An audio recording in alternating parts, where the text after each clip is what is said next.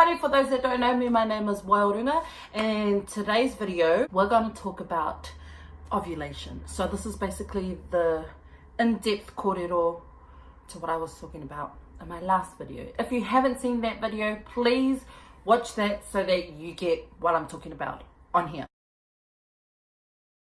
So today we're going to talk about ovulation. No, because I know a lot of my LGBTQ members would definitely want to know about this. It's good knowledge if you want to make a baby too, but you can't, because you know you're either L or you're G or B, or you're just greedy. No.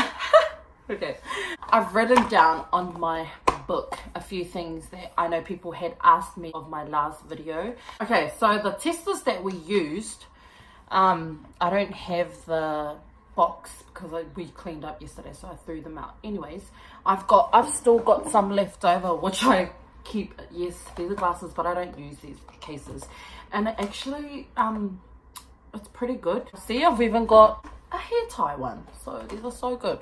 If you don't know what ovulation testers are, all testers are totally different. It's called the Ovuplan, which we got from a pharmacy here in Melbourne. So inside one of these packets you get little testers like this, as well as little foam thingies, this, and then you just dip it into your cup, which looks like this, a pea cup, and you get 10 of these and 9 of these. Just let it float for 5 minutes. After your 5 minutes you have to wait another 3 minutes to get your results. What I used to do, I actually used to put it back in the packet because I was so lazy to get a diary or something for them to stick, so you can see the kind of difference between your cycle day 7 and your cycle day 14. But what I do now, I have my diary with me. I've sellotaped because I didn't have glue.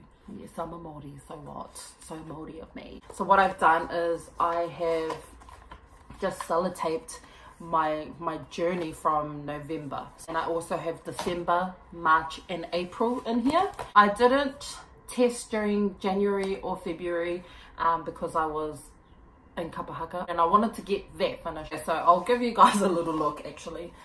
So if you can see, it's like lightest to darkest. I remember November because it was my first experience using these testers, and I've got 2 different ones. So here I didn't trust these ones, so I got 2 of them. Another brand, which is the First Response. Because this was my first round of testing, I started cycle day 9 because I wanted to know what it was like, and you know, the process of it and what you have to do.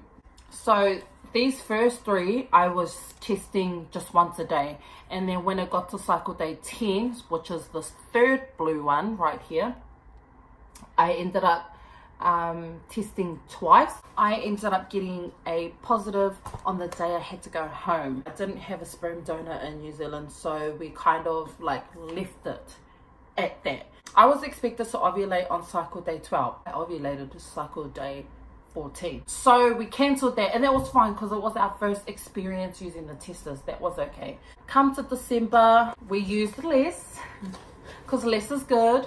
So I went back to New Zealand in November, and then I came back 2 weeks later in December. I did have a positive. We ended up having our sperm donor come over. So this was my first time using or doing the insemination. It was unfortunately a negative.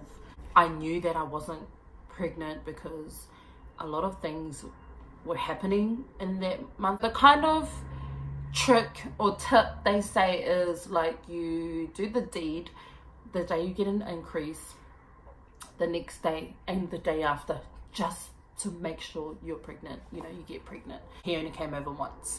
So yeah, that was December. So fast forward to March. This one was basically the same as November. We didn't have a sperm donor come over, but this time we weren't sure if we ovulated this round. So this is March 2019. I felt like I didn't ovulate. By this point, our sperm donor couldn't come because he lived 2 hours away. So for the month of March, I, because Maya is so cool. She is amazing. She just kind of lets me do my thing, and she just supports me, and it's freaking amazing. So sorry. So after I found out that we did have a positive. Because we relied on one sperm donor, we ended up deciding that we were going to have 4 sperm donors. This way, if one was to back out, we're good with 3. And so I just focused real hard on trying to find possible sperm donors, because I wanted this to work. I wanted to do whatever it was going to take to become a mother, or to become pregnant. And so yeah, and lastly, April. So this is April. I started testing cycle day 11. Yeah, I was expected to ovulate on the 12th of April. No, on my cycle day 12, which I didn't. Ended up ovulating on my cycle day 15. So we ended up going with another sperm donor, and he was great. He was honestly awesome, and he came over on my cycle day 14, my cycle day 15, and my cycle day 16. That is basically my ovulation part so far. We're basically near the end of April, going into May, and I really wanted to get this over and done with, because I know you guys have been asking. So that was my experience with my ovulation testers, and that's it for this video. I'm so excited to see what's going to happen this round. So yeah, thank you guys so much for watching. I hope you enjoyed this video. Let me know what you think. Definitely comment down below. If you have any questions, or DM me, don't be afraid to DM me. But yeah, that's me. Thank you so much. Bye.